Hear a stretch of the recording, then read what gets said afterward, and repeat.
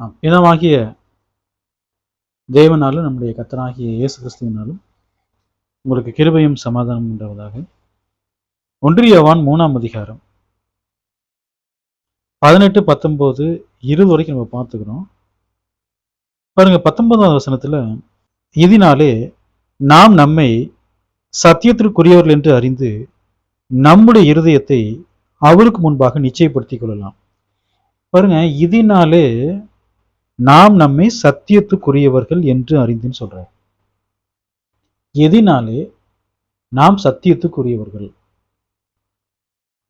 நம்ம சத்தியத்துல நடக்கிறோம். சத்தியத்தில் நடக்கிறோங்கிறத நம்ம எப்படி கண்டுபிடிக்கிறது? அதான் மேல சொல்றாரு. 1 யோவான் 3:18 பாருங்க, என் பிள்ளைகளே, வசனத்தினாலும் நாவினாலும் அல்ல. சத்தியத்துல நடக்கிறோம்னு அவங்க சொல்றாங்க. அது எப்படிதான் சொல்றாங்கன்னா, வெறும் வாயினால மாத்திரம்தான் சொல்றாங்க. அப்ப இந்த வேத வாக்கியத்துல அவர் சொல்றாரு, நீங்க அப்படி இருக்கக்கூடாதுன்றார். அவர் என்ன சொல்றாரு பாருங்க, கிரியினாலும் உண்மையினாலும் அன்பு கூற கடவுளும். பாருங்க, யார் தேவனுடைய வார்த்தையை கேட்டு அவங்க யார் கிரியை செய்யறாங்களோ, யார் உண்மை உள்ளவங்களா இருக்கிறாங்களோ, அவங்க தான் சத்தியத்துக்குரியவர்கள்.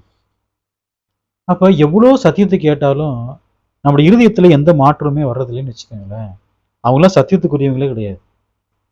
தேவனுடைய வார்த்தை கேட்டு அவங்க இருதயத்துல எந்த மாற்றம் உண்டாகலைன்னா அவங்க சத்தியத்துக்குரியவங்களே கிடையாது. தேவனுடைய வார்த்தையை கேட்டு அந்த வார்த்தையின்படியாக யார் நடக்கிறாங்களோ, யார் கிரியை செய்யறாங்களோ, அவங்க தான் சத்தியத்துக்குரியவர்கள். இந்த வேத வாக்கியத்துல தேவன் நமக்கு என்ன பண்றாங்க, அதை வெளிப்படுத்துறாரு. சரிங்களா? பாருங்க, அந்த வேத வாக்கியத்துல பாருங்க, 1 யோவான் 3:19, இதனாலே நாம் நம்மை சத்தியத்துக்குரியவர்கள் என்று அறிந்து நம்முடைய இருதயத்தை அவருக்கு முன்பாக நிச்சயப்படுத்திக் கொள்ளலாம். அப்ப தேவனுக்கு முன்பதாக நாம் என்ன நிச்சயப்படுத்திக் கொள்ளலாம்னா, நம்ம சத்தியத்துக்குரியவர்கள். நாம் சத்தியத்துக்கு உரியவர்கள். எது சாட்சி கொடுக்கும்? நம்முடைய இருதயமும் சாட்சி கொடுக்கும்.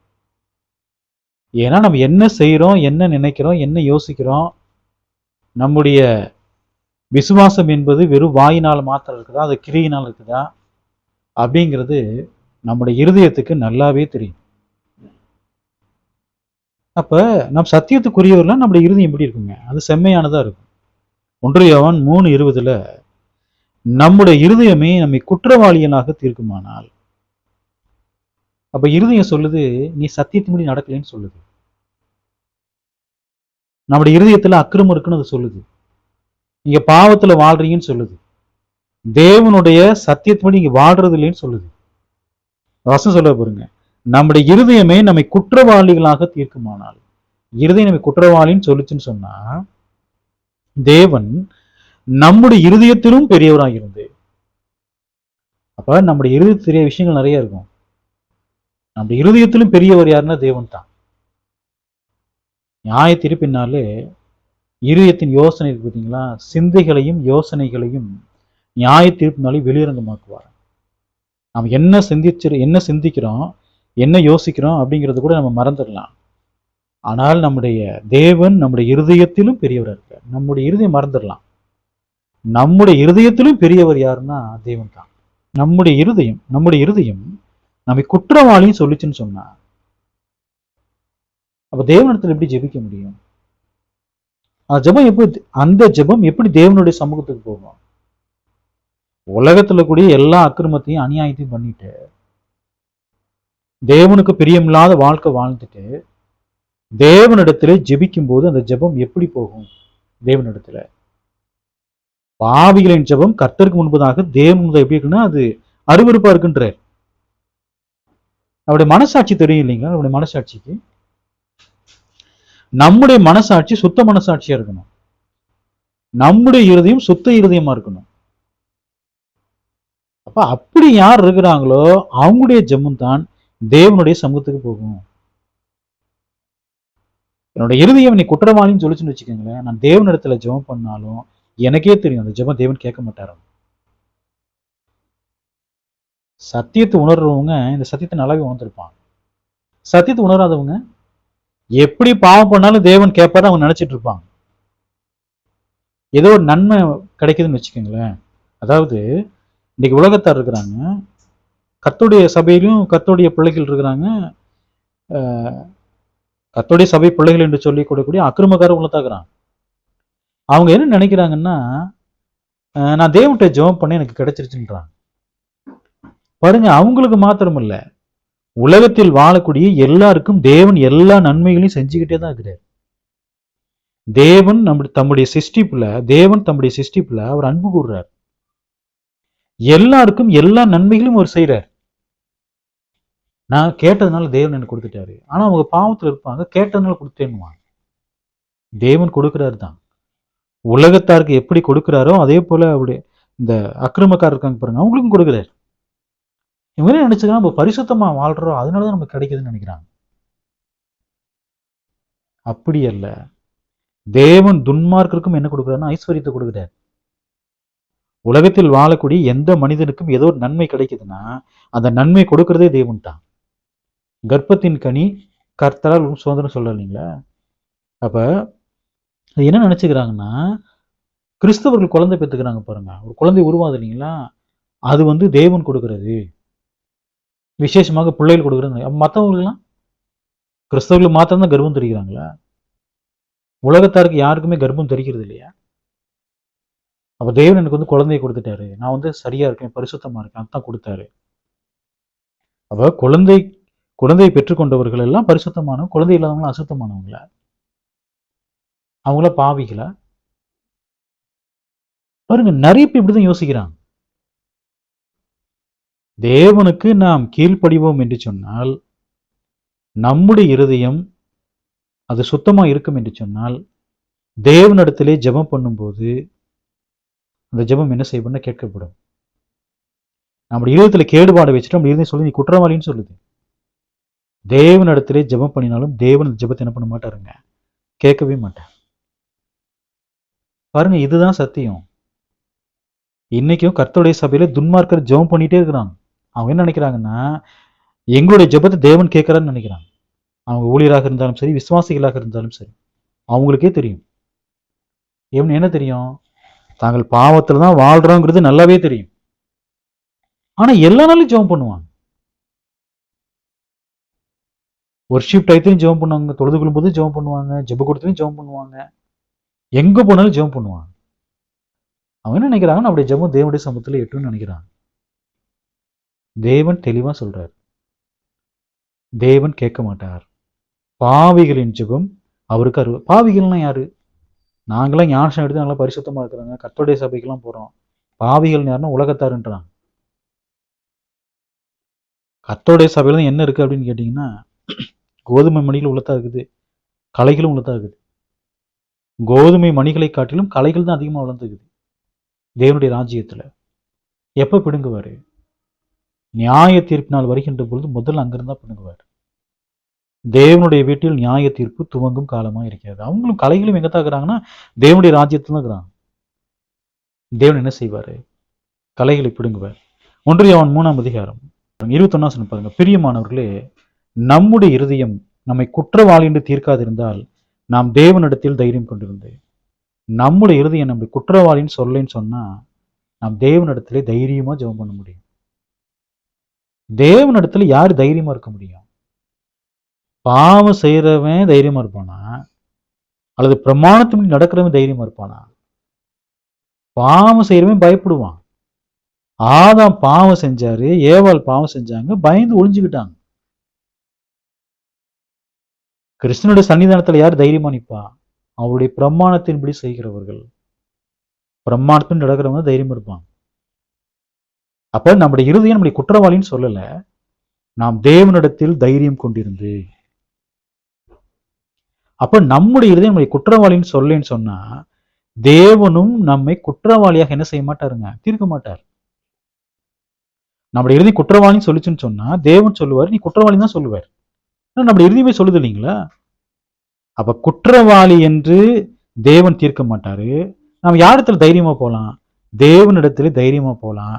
தேவன் நம்ம என்ன செய்வாருங்க, ஏற்றுக்கொள்வார். அப்ப அவருடைய சமூகத்துக்கு வரும் பொழுது, ஜெபிக்கும் பொழுது நம்ம தைரியமா இருக்கிறோம்னா நாம் சரியா நடக்கிறோம்னு அர்த்தம். ஜெபம் பண்ணும்போது நம்முடைய பாவங்கள் குத்தப்படும்னா நமக்கு நல்லாவே தெரியும், இந்த ஜெபம் எங்க போகாதுங்க, தேவனுடைய சமூகத்துக்கு போகாது. அது பாவிகள் ஜெபம் இல்லைங்களா? அப்ப நம்முடைய இருதயம் சொல்வதை நம்ம கேட்கணும். நம்முடைய இருதயம் குற்றவாளின்னு சொல்லிச்சுன்னு சொன்னா நம்ம என்ன பண்ணணும்? நம்முடைய இருதயத்தை நம்ம என்ன பண்ணணுங்க? சரி பண்ணணும். பாவத்திலிருந்து நம்ம என்ன ஆகணும்? வெளியே வரணும். பரிசுத்தமாய் வாழ என்ன பண்ணணும்? முயற்சி செய்ய வேண்டும். பரிசுத்தமாய் ஜீவிக்க வேண்டும். இருதயம் ஏன் குற்றவாளின்னு சொல்லுது? காரணம் என்ன? நம்முடைய இருதயம் ஏன் நம்மளை குற்றவாளின்னு சொல்லுது? 1 யோவான் புஸ்தகம் 3ஆம் அதிகாரம் 22ஆம் வசனம் பாருங்க. அவருடைய கற்பனைகளை நாம் கைக்கொண்டு அவருக்கு முன்பாக பிரியமானவைகளை செய்கிறபடினால் நாம் வேண்டிக் கொள்கிறது எதுவோ அதை அவராலே பெற்றுக்கொள்கிறோம். வசனத்தை நல்லா கவனிங்க. அவருடைய கற்பனைகளை நாம் கைக்கொண்டு அவருக்கு முன்பாக பிரியமானவைகளை செய்கிறபடினால். தேவன் எப்ப கொடுப்பாரு? எல்லாருக்கும் எல்லா நன்மைகளுமே அவர் கொடுக்கிறார். தேவனிடத்துல ஜெபம் பண்றோம், ஏதோ காரியத்துக்காக ஜெபம் பண்றான். வசனத்துல பாருங்க, அவருடைய கற்பனைகளை நாம் கைக்கொண்டு. முதல்ல தேவனிடத்தில் ஜெபிப்பதற்கு முன்பதாக நாம் ஒன்றை உறுதிப்படுத்திக்கணும். என்னன்னா, நான் தேவனுடைய கற்பனைகளை கைக்கொள்கிறேனா, தேவனுடைய வார்த்தைக்கு நான் கீழ்ப்படுகிறேனா, அவருக்கு முன்பாக பிரியமானவைகளை செய்கிறபடினால். அப்ப தேவனுடைய கற்பனைகளை கை கொள்ளும் பொழுது நாம் யாரை பிரியப்படுத்துறோம்? தேவனை பிரியப்படுத்துறோம். கற்பனைகளை கை கொள்ளாத போது தேவனுக்கு சத்துருவா இருக்கிறோம். கற்பனைகளை கை கொள்ளும் பொழுது தேவனை பிரியப்படுத்துறோம். அப்ப தேவன் சொல்றாரு, நாம் வேண்டிக் கொள்கிறது எதுவோ அதை அவராலே பெற்றுக்கொள்கிறோம். நம்ம என்ன கேட்டாலும் அவர் என்ன செய்வாரு? கொடுப்பார். அதுக்குன்னு பாவமான காரியங்கள்லாம் கேட்கலாம். தேவன் எதுல பிரியப்படுவார்? எந்த ஜெபத்துல பிரியப்படுவார்? கார் வாங்கி கொடுங்க, பைக் வாங்கி கொடுங்க, வீடு வாங்கி கொடுங்க, ஐஸ்வர்யத்தை கொடுங்க, இதெல்லாம் தேவன் பிரியப்படுவார? பாருங்க, என்னைக்குமே நம்ம தேவனிடத்துல கேட்கிறோம்னா ஆவிக்குரிய காரியங்கள் தான் கேட்கணும்.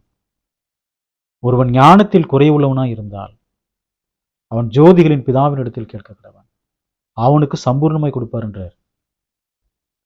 தேவனிடத்துல கேட்கும்போது ஆவிக்குரிய காரியங்கள், ஞானம், உணர்ந்து கொள்கிறத கேட்கணும். சாலமோன் ஜெபம் ஏன் தேவனுக்கு உகந்தது? காரணம் என்ன?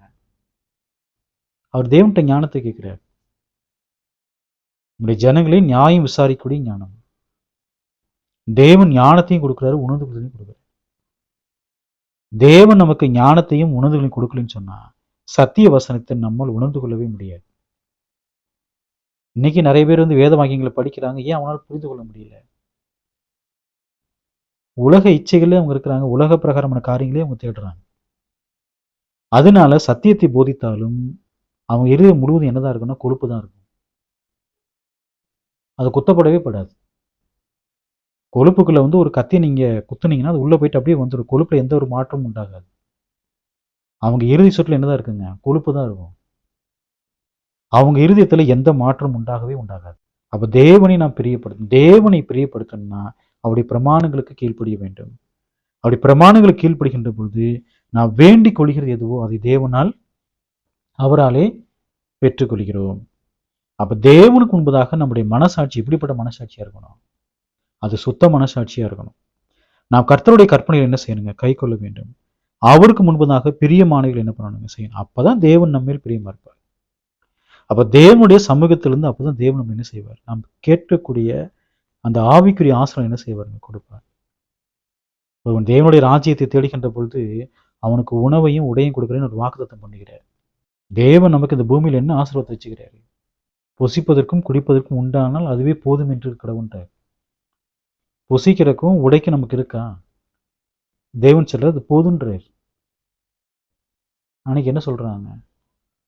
கர்த்தர் பல மடங்கு பணத்தை பெருக்குவாருன்றான். உலகத்தாருக்கு நமக்கு என்ன வித்தியாசம் இருக்கு? தேவன் பணம் ஒருத்தனுக்கு பிறகு என்ன ஆகும்? அவன் பாவத்துல தான் விழுந்து போவான். தேவன் பணத்தை கொடுத்து பாவத்துல விழுந்து போகும்படி அவனுக்கு இது பண்றாரு. புதிய ஏற்பாட்டு பரிசுத்தவங்களை பார்க்குறோம், எல்லாருமே ஐஸ்வர்யவன்களை. அவ்வளோ ஐஸ்வர்யங்களாக இருந்தாலும் இந்த ஐஸ்வர்யத்தின் மீது அவங்க தங்களுடைய நம்பிக்கை வச்சிருந்தாங்களா? அப்போஸ்தலர்கள் எப்படிப்பட்டவங்களா இருந்தாங்க? தரித்திரமுடையவங்களா இருந்தாங்க, சாப்பிட்றதுக்கே வழி இல்லாம இருந்தாங்க, பசியிலும் பட்னியிலும் இருந்துக்கிறாங்க. இன்னைக்கு என்ன சொல்றாங்க? கர்த்தர் அது பண்ணுவார் இது பண்ணுவாருன்றாங்க. உலக பிரகாரமான காரியங்களை வேலைகளை செஞ்சாலே அவங்க சம்பாதிக்க முடியலைங்களா? தேவனிடத்திலே வருகின்ற பொழுது உன்னதமான ஆசீர்வாதம் என்ன? தேவனுடைய வேத வாக்கியங்களை உணர்ந்து கொள்ளும்படியான அந்த உணர்ந்து கொள்ளக்கூடிய இருதயத்தை தேவன் கொடுப்பார். அந்த பிரகாசமுள்ள மனக்கண்களை கொடுக்க வேண்டும் என்று வேண்டுகிறேன் பவுல் சொல்லுவார் இல்லைங்களா? வேத வாக்கியங்களை உணர்ந்து கொள்ளக்கூடிய பிரகாசமான மனக்கண்களை கொடுப்பார். தேவன் தம்முடைய ஞானத்தை நமக்கு கொடுப்பார், அவருடைய அறிவை நமக்கு கொடுப்பார், அவருடைய புத்தியை நமக்கு கொடுப்பார். உலகத்திலிருந்து எப்படி பிரிந்து வாழ வேண்டும் என்கிற அந்த ஞானம், புத்தி, அறிவு எல்லாமே தேவன் கொடுப்பார். யார் உலகத்திலிருந்து தங்களை பிரித்து கொண்டிருக்கிறாங்களோ அவங்க தான் எங்க போவாங்க? தேவனுடைய சமூகத்துக்கு அவங்க தான் போவாங்க, பரலோகத்துக்கு அவங்க தான் போவாங்க. அப்ப கர்த்தருடைய கற்பனையில் நம்ம என்ன செய்யணும்? கை கொள்ள வேண்டும். யார் கை கொள்றாங்களோ அவர்களை தேவன் என்ன செய்வாருங்க? அவர்களே ஆசீர்வதிப்பார். அவங்க என்ன கேட்குறாங்களோ தேவன் என்ன பண்ணுவார்? கொடுப்பார். அதுக்காக பாவமான காரியங்கள்லாம் கேட்கவே கூடாது. இவன் அழிஞ்சு போகணும், அவன் அழிஞ்சு போகணும், இந்த அவளாம் அவ்வளோ நல்லா இருக்கிறான், இவன் இவ்வளோ நல்லா இருக்கிறான், எனக்கு கொடுங்க. அந்த பூமிக்குரிய இச்சைகளை என்ன செய்யக்கூடாதுங்க? கேட்கவே கூடாது. சரிங்களா? 1 யோவான் புஸ்தகம் 3ஆம் அதிகாரம் 23 வசனம் பாருங்க. நாம் அவருடைய குமாரனாகிய இயேசு கிறிஸ்துவின் நாமத்தின் மேல் விசுவாசமா இருந்து அவர் நமக்கு கட்டளையிட்டபடி ஒருவரில் ஒருவர் அன்பா இருக்க வேண்டும் என்பதே அவருடைய கற்பனையா இருக்கிறது.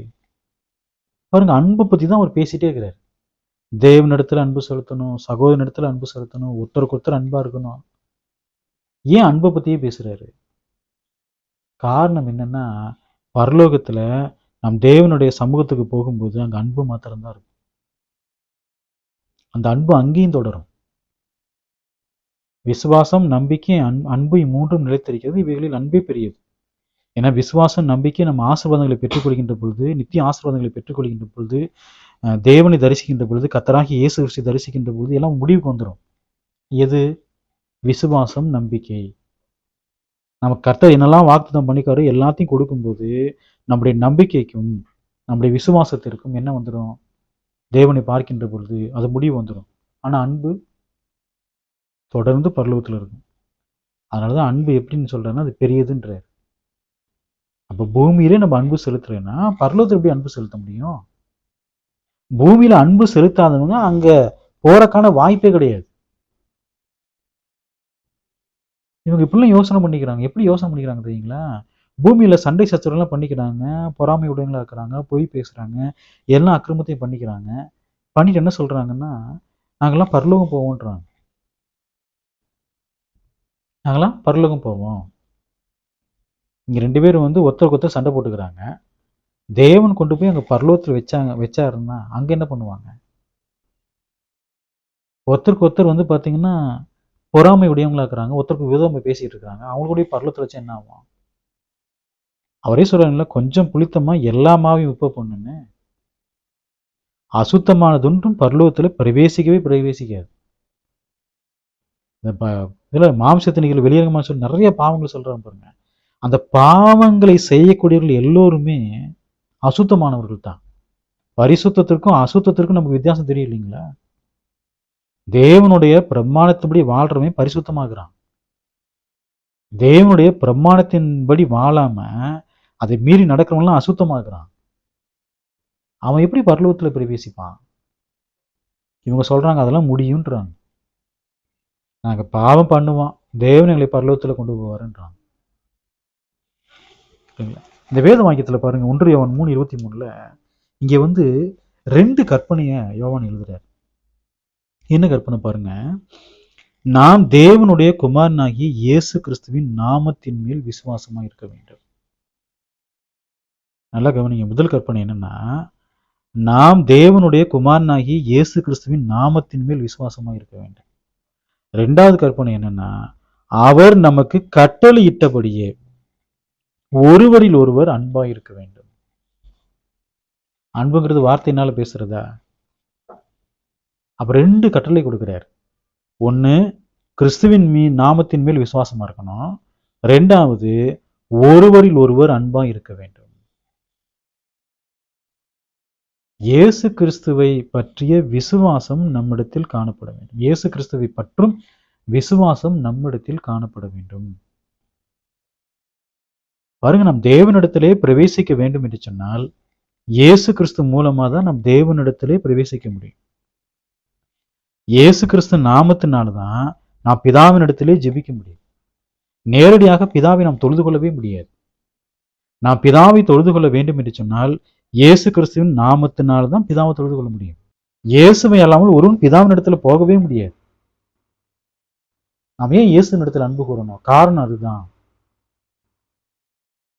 இயேசு என்ன வரலைன்னு சொன்னா நமக்கு நித்திய ஜீவனே இல்லை. இயேசு மரித்து அடக்கம் பண்ணப்பட்டு உயிர் தெழுந்ததினாலே நமக்கு நித்திய ஜீவன் என்ன செய்யப்பட்டிருக்குன்னா உறுதிப்படுத்தப்பட்டிருக்கு. இயேசு கிறிஸ்து பூமியில மரித்து உயிர் தெழுந்ததுனால பரலோகத்தின் வாசல் நமக்காக என்ன செய்யப்பட்டிருக்குன்னா திறக்கப்பட்டிருக்கு. இயேசு உயிர் தெரியலைன்னா பரலோகத்தின் வாசல் நமக்கு திறக்கப்பட்டிருக்காது. எல்லாமே இயேசு கிறிஸ்துவனுடைய நாமம் தான். அவருடைய நாமத்தின் மேல் நம்ம என்ன வைக்கணுங்க? விசுவாசம். இயேசு கிறிஸ்துவின் நாமத்தின் மேல் யார் விசுவாசம் வைக்கிறாங்களோ அவர்கள் தேவனுடைய சகல ஆசீர்வாதம் என்ன செய்ய முடியுங்க? பெற்றுக்கொள்ள முடியும். எந்த நன்மையாக இருந்தாலும் சரி, எந்த ஈவாக இருந்தாலும் சரி, எல்லாம் யார் மூலமா தான் இறங்கி வரும்? கர்த்தராகிய இயேசு கிறிஸ்துவின் நாமத்தினாலதான் இறங்கியே வரும். தேவன் நேரடியெல்லாம் கொடுக்க மாட்டார். ஆவிக்குரிய எந்த ஆசீர்வாதங்களாக இருந்தாலும், எந்த நன்மைகளாக இருந்தாலும் கிறிஸ்து இயேசுவின் மூலமா தான் நமக்கு வந்து சேரும். அதனாலதான் அவருடைய நாமத்தின் மேல் விசுவாசமா இருக்க வேண்டும். இரண்டாவது கொடுக்கப்பட்ட கட்டளை என்ன? நாம் ஒருவரில் ஒருவர் அன்பு கூறணும். இந்த கட்டளைய கிறிஸ்து நமக்கு கொடுத்துக்கிறேன். ஒருவரில் ஒருவர் அன்பா இருக்க வேண்டும். அந்த அன்புங்கிறது எப்படிப்பட்ட அன்பா இருக்கணும்? அது வந்து கிரியுள்ள அன்பா இருக்கணும். வாயினால், வெறும் வாயின் வார்த்தையினால் மாத்திரம் அன்பு கூறக்கூடாது. ஒரு சகோதரனோ ஒரு சகோதரியோ ஒரு உணவு இல்லாமல் இருக்காங்க, உடை இல்லாமல் இருக்காங்க, நீங்கள் போய் குளிர் காய்ந்து பசியாருங்கள் சொல்லி சரீரத்திற்கு வேண்டியவர்களை கொடாவிட்டால் பிரயோஜனம் என்ன? அப்ப தேவன் என்ன விரும்புறாரு? அன்பு என்பது கிரியிலோடு கூட இருக்கணும். அதான் அன்பு. நம்முடைய அன்பு மாயமாலமான அன்பாக இருக்கக்கூடாது. கவனிக்க வேண்டிய விஷயமே அதுதான். சகோதரனை பார்க்கும்போது முகத்துல அப்படியே முக மலர்ச்சியோடு சந்தோஷத்தோடு பேசுறது, கை குலுக்கி பேசுறது, அந்த பக்கம் போனேன்னு நம்மளை பத்தி குறை சொல்றது, பாருங்க, இந்த மாதிரி காரியங்களை ஒருபோதும் நம்ம செய்யவே கூடாது. ஒரு சகோதரனிடத்திலே நமக்கு ஒரு குறை இருக்குன்னு சொன்னா அவனிடத்துல நம்ம அந்த குறையை சொல்லணும். இந்த குறையை நீங்க பண்றீங்க, இந்த பாவத்தை பண்றீங்க நம்ம சொல்லணும். அந்த சகோதரனிடத்துல நன்றாக பேசிவிட்டு அந்த சகோதரன் அந்த பக்கம் போனதுக்கு அப்புறம் இந்த சகோதரன் அப்படி இருக்கான், இந்த சகோதரன் இப்படி இருக்கான் என்ன பண்ணக்கூடாதுங்க? குற்றம் சொல்லக்கூடாது. காரணம் என்ன? நம்ம மெய்யாலுமே அன்பு செலுத்துறோம்னா நம்ம தேவனுடைய சத்தியத்தை அவங்களுக்கு போதிக்கணும் இல்லைங்களா? பாவத்தை கண்டு நம்ம மனம் வருந்தலாம். நாள்தோறும் இருதயத்துல வந்து லோத்து வாதிக்கப்படுறாரு இல்லைங்களா? அக்கிரமத்தின் கிரையை கண்டு பாருங்க, அவங்க அக்கிரமம் செய்கின்ற பொழுது நம்ம இருதயம் வாதிக்க தான் படுது. நம்ம என்ன பண்ண முடியும்? ஆனாலும் எச்சரிக்கை வேண்டியது அவசியம் இல்லைங்களா? அவங்க அந்த பாவத்துட்டு மனம் திரும்பியல், துன்மார்க்கத்துட்டு மனம் திரும்பியல் என்ன செய்யறது? அவர்களை குறித்து மற்றவர்களுக்கு எச்சரிக்கணும். ஏன்னா அவங்க புளித்தமாவா இருக்கிறாங்க. ஒரு சகோதரன் நல்ல சகோதரனா இருக்கிறாரு, அவர் குற்றப்படுத்தலாமா? குற்றப்படுத்தக்கூடாது. ஆனா ஒரு சகோதரன் பொல்லாத சகோதரனா இருக்கிறாரு, அவரை குறித்து மற்றவர்கள்ட்ட சொல்லி எச்சரிக்கலாமா? எச்சரிக்கலாம். ஏன்னா நம்ம 3 யோவான் படிச்சோம் இல்லைங்களா? 3 யோவான்ல படிக்கும்போது தியோத்திரேப்புன்னு ஒருத்தர் இருக்கிறார். கர்த்தருடைய சபையில இருக்கிறார். அந்த பிராந்திய சபைக்கு எச்சரிப்பு கொடுக்குறாரு. அவன்கிட்ட ரொம்ப ஜாக்கிரதையா இருங்கன்றாரு. அப்போ வந்து அவர் என்ன கோல் சொல்றாரா? கோல் மூட்டி விடுறாரா யோவான்? அப்படி அல்ல. ஏன்னா அவன் ரொம்ப ஆபத்தானவன். ஆத்துமாவையும் அழிச்சு போட்டுருவான். அவன் ரொம்ப பெருமை இல்லவனா இருக்கிறான்.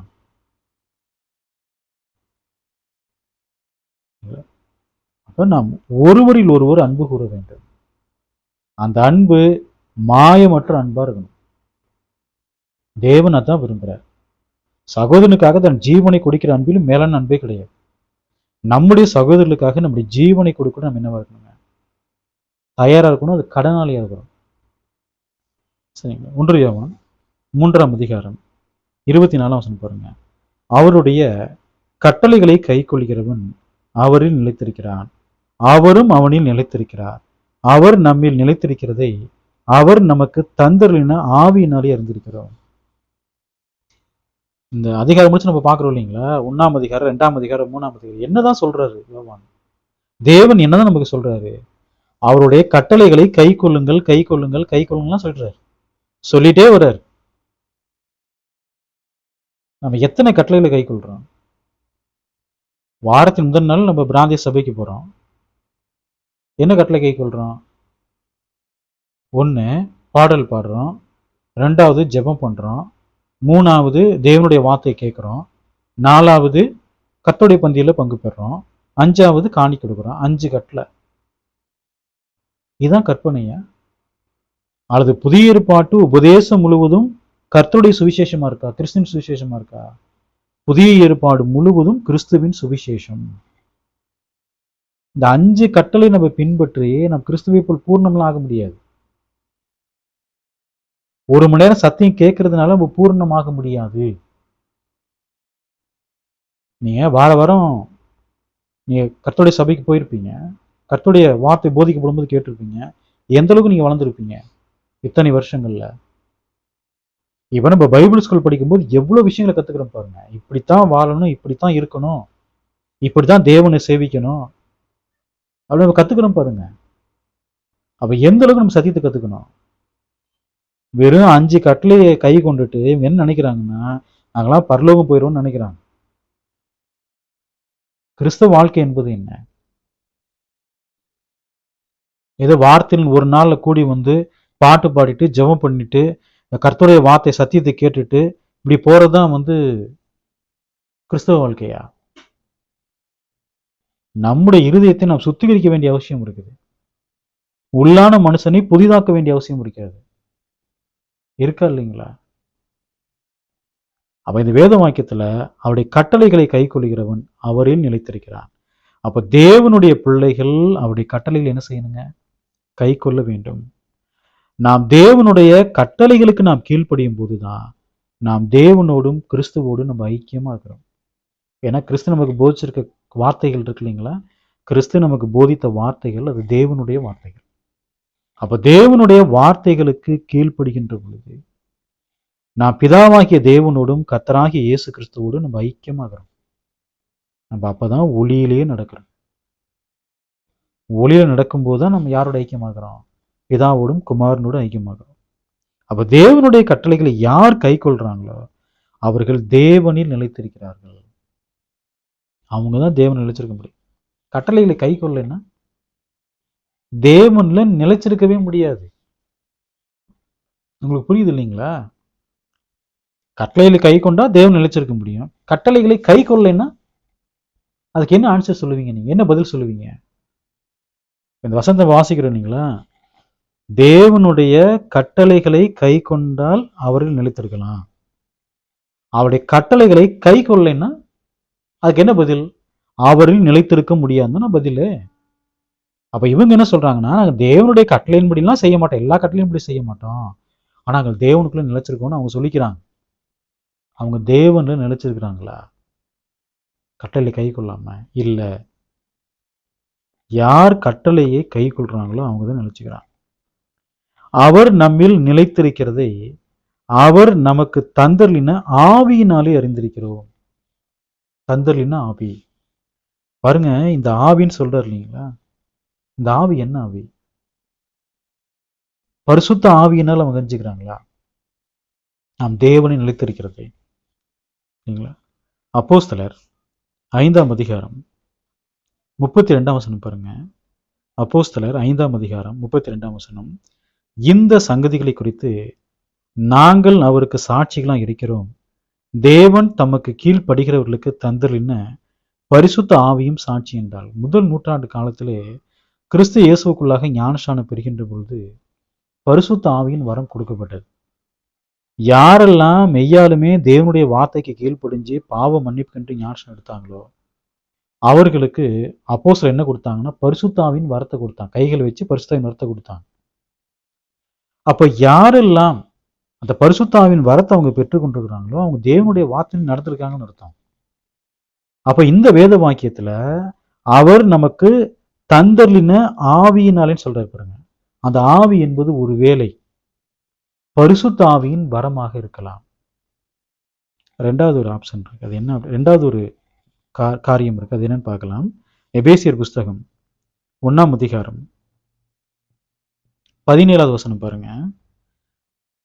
எபேசியர் 1:17, நம்முடைய கர்த்தராகிய இயேசு கிறிஸ்துவின் தேவனும் மகிமையின் பிதாவுமானவர் தம்மை நீங்கள் அறிந்து கொள்வதற்கான ஞானத்தையும் தெளிவையும் அளிக்கிற ஆவியை உங்களுக்கு தந்தரல வேண்டும் என்று.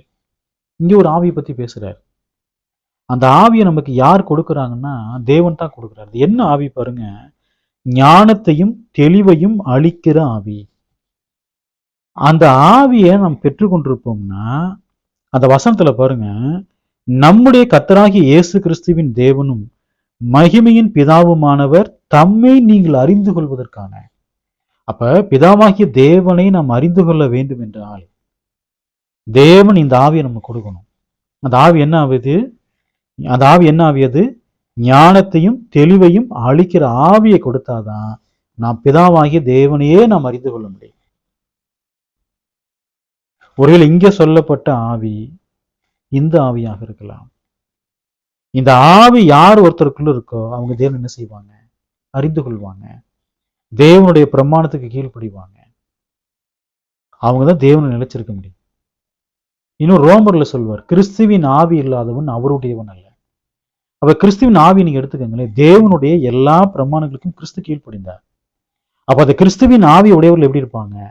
அவரை போல தேவனுடைய எல்லா பிரமாணத்திற்கும் கீழ்ப்படிவார்கள். அந்த கிறிஸ்துவின் ஆவியை கூட இதை சொல்லலாம். தேவன் நமக்கு தந்தர்லின ஆவியினாலே அறிந்திருக்கிறோம். அந்த கிறிஸ்துவின் ஆவியை உடையவர்கள் தேவனுடைய எல்லா கட்டளைக்கும் என்ன செய்வாங்க? கீழ்ப்படிவாங்க. அவனை நம்ம அறிந்து கொள்ள முடியுமா? கிறிஸ்துவை போல் நாம் அவருடைய அடிச்சூழல் நடக்கிறோம்னா நாம் கிறிஸ்துவின் ஆவி உடையவங்களா இருக்கிறோம். தேவனை பற்றி, பிதாவாகிய தேவனை பற்றி நாம் சத்தியங்களை நாம் அறிந்திருக்கிறோம் என்று சொன்னால் வசனம் சொல்லப்பட்டதை போல நாம் அறிந்து கொள்ள முடியும். தேவன் நமக்கு கொடுத்த அந்த ஆவி நாம் என்ன செய்ய முடியுங்க? நான் தேவனை அறிந்திருக்கிறேன், அவருடைய சத்தியங்களை அறிந்திருக்கிறேன், தேவனில் நான் நிலைத்திருக்கிறேன், தேவன் எனக்குள்ள என்ன செய்கிறாருங்க? நிலைத்திருக்கிறார் என்பதை நம்ம என்ன செய்ய முடியுங்க? அறிந்து கொள்ள முடியும். சரிங்களா? இதான் பார்த்தீங்கன்னா 3ஆம் அதிகாரம். சரிங்களா? 4ஆம் அதிகாரம் பாருங்க. 1 யோவான் 4ஆம் அதிகாரம் 1வது வசனம் பாருங்க. பிரியமானவர்களே, உலகத்தில் அநேகம் கள்ள தீர்க்கதரிசிகள் தோன்றி இருப்பதினால் நீங்கள் எல்லா ஆவிகளையும் நம்பாமல் அந்த ஆவிகள் தேவனால் உண்டானவைகளோ என்று சோதித்தறியுங்கள். தேவனால் உண்டானவைகளோ என்று சோதித்தறியுங்கள். அப்ப தேவன் தம்முடைய பிள்ளைகளுக்கு ஒரு எச்சரிப்பு கொடுக்குறார். யாரெல்லாம் தேவனுடைய பிரமாணத்தில் நடக்கிறாங்களோ அவங்க தான் அவருக்கு பிரியமானவங்க. ஆவிகள் எனக்கு பிரியமானவங்க தேவன் சொல்ல மாட்டார். இந்த வேத வாக்கியத்துல பிரியமானவர்களே அப்படின்றார். அப்ப தேவனுக்கு பிரியமா அவங்க நடக்கிறாங்க. பிரியமானவர்களே, உலகத்தில் அநேகம் கள்ள தீர்க்கதரிசிகள் தோன்றி இருப்பதினால். அப்ப முதல் நூற்றாண்டு காலத்திலே அநேக கள்ள தீர்க்கதரிசிகள் தோன்றி இருந்தார்கள். கள்ள தீர்க்கதரிசிகள் 2 பேர்ல சொல்லுவாரு, அநேக கள்ள தீர்க்கதரிசிகள் ஜனங்களுக்குள்ள இருந்தார்கள், அப்படி உங்களுக்குள்ளும் கள்ள போதகர்கள் இருப்பாருன்னு சொல்லுவார். அப்ப கள்ள தீர்க்கதரிசிகளும் இருக்கிறாங்க, கள்ள போதகர்களும் இருக்கிறாங்க. இருக்காங்களா இல்லையா? அன்னைக்கு இருந்தாங்க, இன்னைக்கு இருக்கிறாங்க. அப்ப தேவன் சொல்றாரு, இந்த உலகத்துல அநேக ஆவிகள் இருக்கு. எல்லா ஆவிகளும் தேவனால் உண்டானது அல்ல. முதல்ல நம்ம தெளிவா புரிஞ்சுக்கணும். எல்லா ஆவிகளும் தேவனால் உண்டானவைகள் அல்ல. நாம் எல்லா ஆவிகளும் நம்ப வேண்டிய அவசியமே இல்லை. இந்த உலகத்துல அநேகம் கள்ள தீர்க்கதரிசிகள் தோன்றியிருக்கிறாங்க. அவர்கள் எல்லாருமே தேவனால் உண்டானவர்கள் அல்ல. கள்ள போதர்கள் இருக்கிறாங்க, கள்ள கிறிஸ்துக்கள் இருக்கிறாங்க, கள்ள அப்போஸ்தலர்கள் இருக்கிறாங்க. இவர்கள் எல்லாம் தேவனால் உண்டானவர்கள் அல்ல. பாருங்க, அப்படிப்பட்டவருடைய ஆவியில நாம் நம்ப வேண்டிய அவசியமே கிடையாது. அப்ப தேவன் சொல்றாரு, நீங்கள் எல்லா ஆவிகளையும் நம்பாமல், நீங்க அந்த ஆவிகளை நம்பாதீங்கன்ற. இந்த கள்ள போதர்கள், கள்ள தீர்க்கதரிசிகள், கள்ள கிறிஸ்துக்கள், கள்ள அப்போஸ்தலர்கள் என்ன போதிப்பாங்க? தேவனுடைய பிரமாணத்தின் நடங்கன்னு போதிப்பாங்களா? அல்லது உலக ஆசீர்வாதங்களையே போச்சிட்டு இருப்பாங்களா? பாவத்தை குறித்து கண்டித்து உணர்த்த மாட்டாங்க, நீதியை குறித்து அவங்க பேசவே மாட்டாங்க, நியாய தீர்ப்பை குறித்து எதுவுமே சொல்ல மாட்டாங்க. எப்போதும் ஆசீர்வாதமே சொல்லிட்டு இருப்பாங்க. அவங்கள உண்மையிலே தேவனுக்காக வேலை செய்கிறாங்களா? தேவனுடைய சத்தியத்தின்படி நடக்கலைன்னா அவன் தேவனை உடையவனே கிடையாது. தேவன் அவனிடத்துல இல்லை. பிரமாணப்படி யார் நடக்கலையோ அவங்கள்ட்ட தேவனே இல்லை. இவங்க சொன்னாங்க தேவன் அவங்க கூட இருக்கிறாரு, எல்லாத்தையுமே தருவார், எல்லாத்தையுமே ஆசீர்வதிப்பார், எல்லாத்தையுமே பாதுகாப்பார்ன்றாங்க. அப்ப தேவன் நம்மளை எச்சரிக்கிறார், நீங்கள் எல்லா ஆவிகளையும் நம்பாமல் அந்த ஆவிகள் தேவனால் உண்டானவைகளோ என்று என்ன செய்யுங்க, சோதித்தறியுங்கள். இந்த கள்ள தீர்க்கதரிசிகள், கள்ள போதர்கள் இருக்காங்க இல்லைங்களா, இவங்க எல்லாமே தேவனுடைய ஆவியினால பேசுவதாக அவங்க மாயமாலம் பண்றாங்க. என்ன பண்றாங்க? கள்ள கிறிஸ்துகள், கள்ள அப்போஸ்தலர்கள், கள்ள தீர்க்கதரிசிகள், கள்ள போதகர்கள், இவங்களாம் என்ன சொல்றாங்கன்னா, நாங்கள் தேவனுடைய ஆவியினால தான் நாங்கள் பேசுறோம் அப்படின்றாங்க. அவங்க தேவனுடைய ஆவியினால பேசுறாங்க. அவங்க சொந்தத்தில் எடுத்து பேசுறாங்க. சொந்தத்தில் எடுத்து பேசுறான் அவன் யாரா இருப்பான்? அவன் பிசாசா தான் இருப்பான். சாத்தான் யோவான் 8:44 பொய் பேசும்போது தன் சொந்தத்தில் எடுத்து பேசுகிறான். சாத்தான் அப்படிதான் பேசுவான். அப்ப இவங்க என்னதான் செய்யறாங்க? சொந்தத்துல எடுத்துதான் பேசுறாங்க. பாருங்க, அவரு இப்படி இவரு இப்படி நான் சொல்ல வரல. இந்த சத்தியத்தை நீங்க படிக்கும் போதே தெரிஞ்சுக்கணும், இவங்க எல்லாருமே தங்கள் சொந்தத்துல எடுத்து தான் பேசுறாங்க. சாத்தான் போய் பேசுமா, அது எப்படிதான் பேசுவான்? சொந்தமா எடுத்து பேசுவான்ட்டான். அப்படிதான் பண்ணுவாங்க. அப்ப கள்ள தீர்க்கதரிசிகள், கள்ள போதர்கள், கள்ள அப்போஸ்தலர்கள் எல்லாமே எல்லா காலத்திலுமே இருக்கிறாங்க. ஏதோ முதல் நூற்றாண்டு காலத்தில் மாத்திரமல்ல, எல்லா காலத்திலும் எல்லா இடங்களிலுமே அவங்க இருப்பாங்க.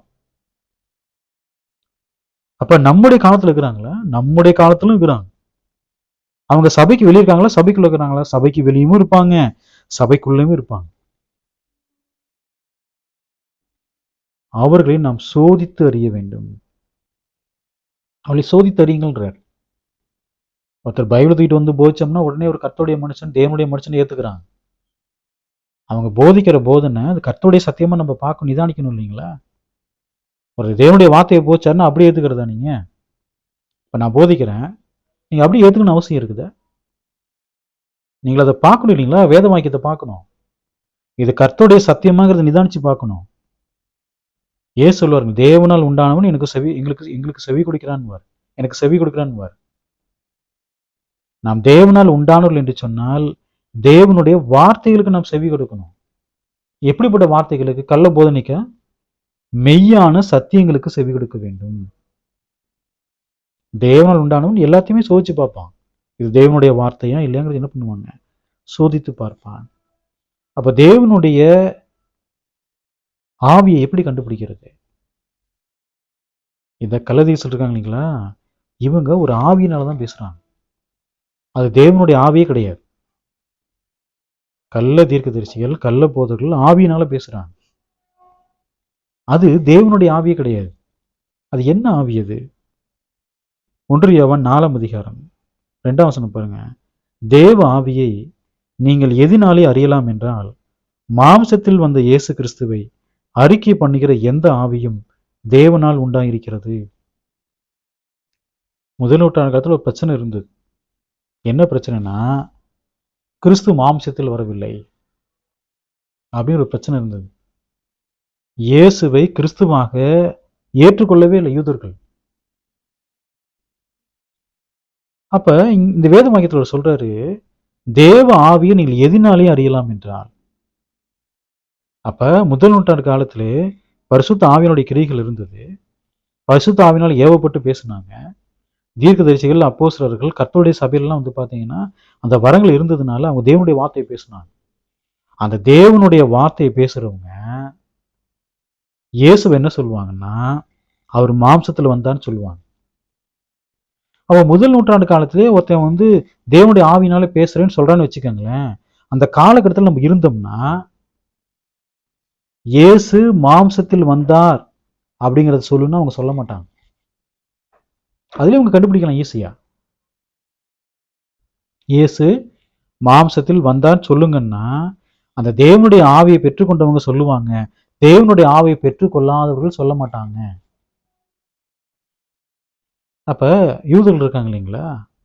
யூதர்கள் இயேசு சொல்ல இந்த யூதர்கள் எல்லோருமே இயேசுவை கிறிஸ்துவாக அவங்க ஏத்துக்கவே இல்லை. அப்ப அவங்களாம் யாரு? அவங்க தேவனால் உண்டானவங்களா? அவங்க தேவனால் உண்டானவங்களே கிடையாது. அவ மாம்சத்தில் வந்து இயேசு கிறிஸ்துவை அறிக்கை பண்ணிக்கிற எந்த ஆவியும் அது தேவனால் உண்டாயிருக்கிறது. அப்ப இன்னைக்கு இதெல்லாம் நீங்க சோதிச்சு பார்க்க முடியுமா இந்த வசனத்தை கொண்டு?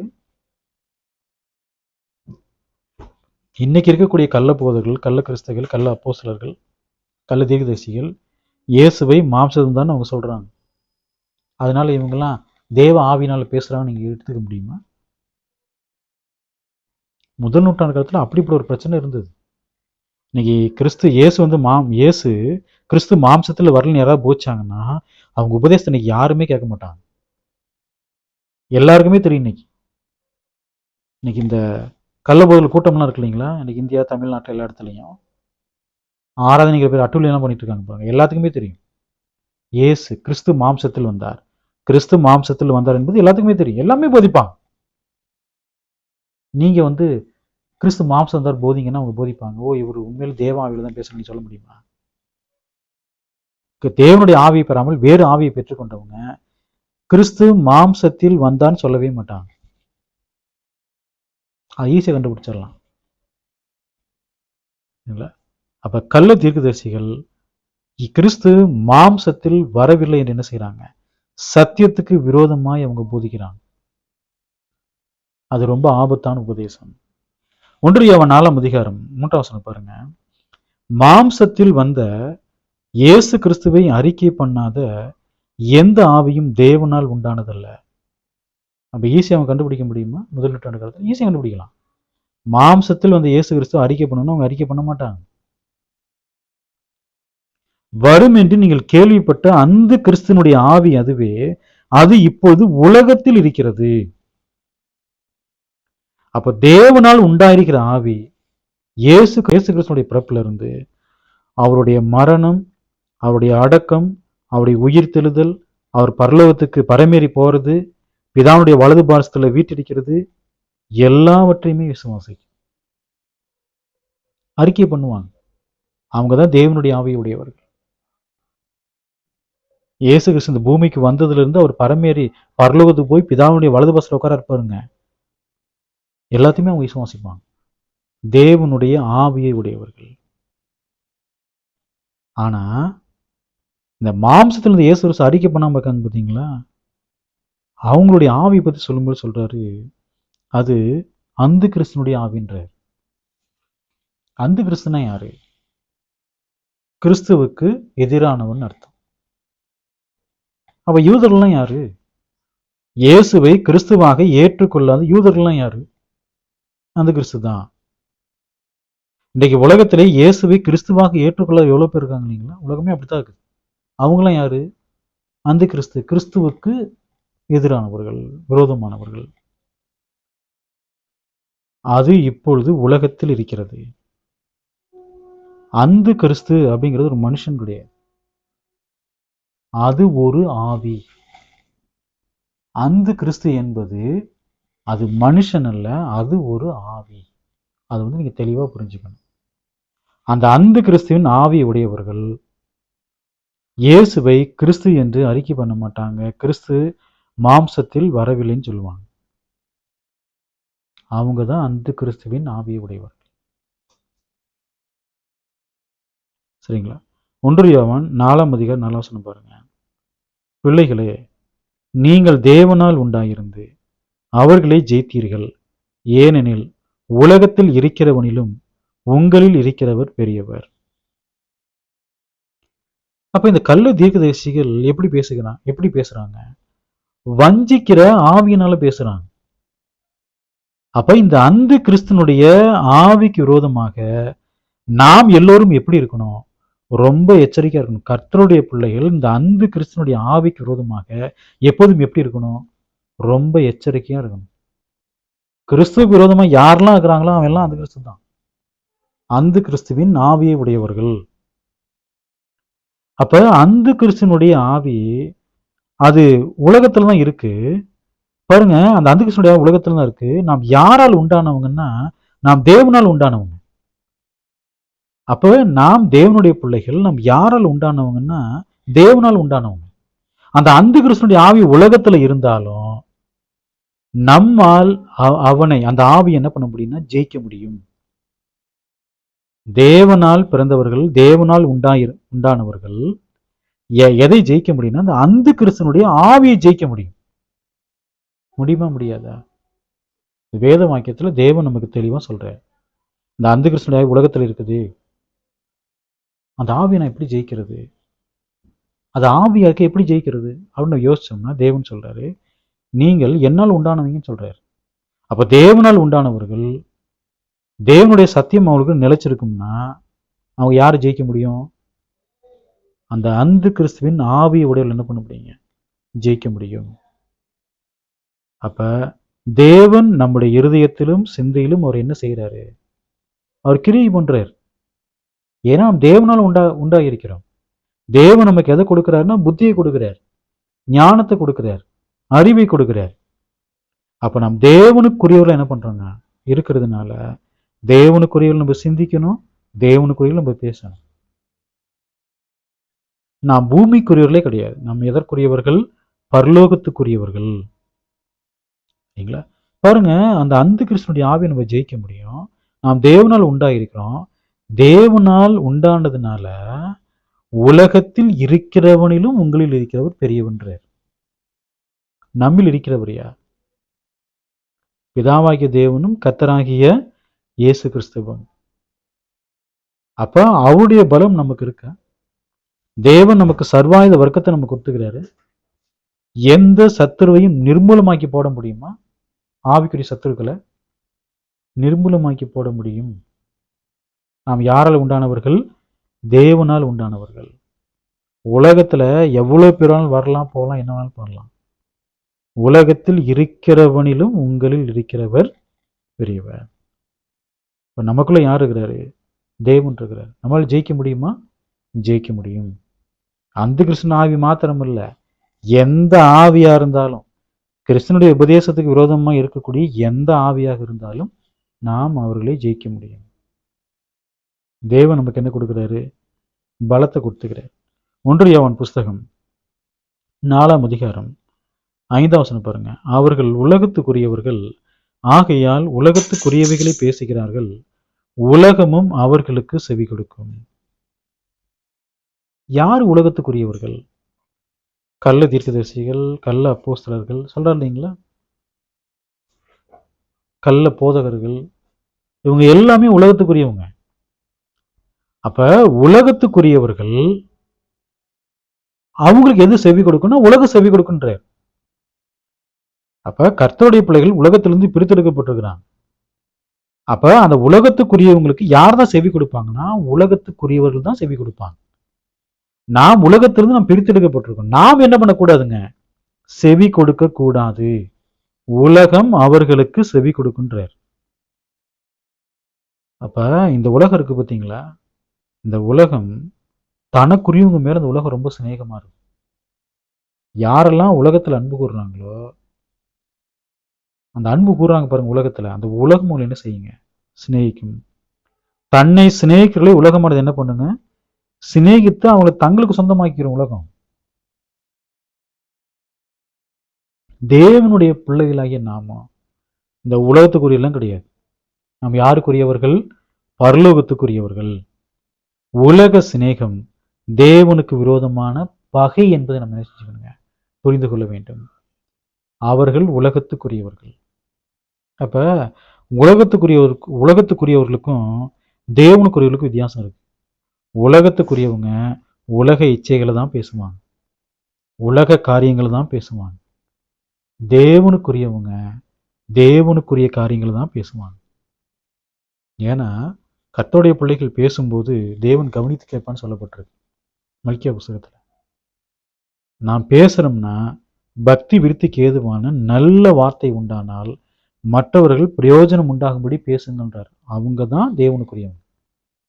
இந்த உலக காரியங்களை, உலக இச்சைகளை, உலக நடக்கைகளை கிண்டல் பண்ணுறது, இந்த மாதிரி நிறைய காரியங்களை, துன்மார்க்கமான காரியங்கள், இந்த இதில் அவங்க பேசி இன்பம் அடைகிறது, இது எல்லாமே உலகத்துக்குரியது.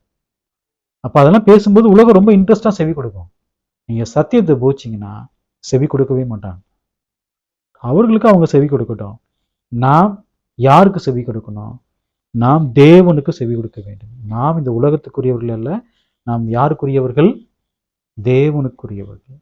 இதை நம்ம எப்போது என்ன பண்ணிக்கணுங்க? உணர்ந்து கொள்ள வேண்டும்.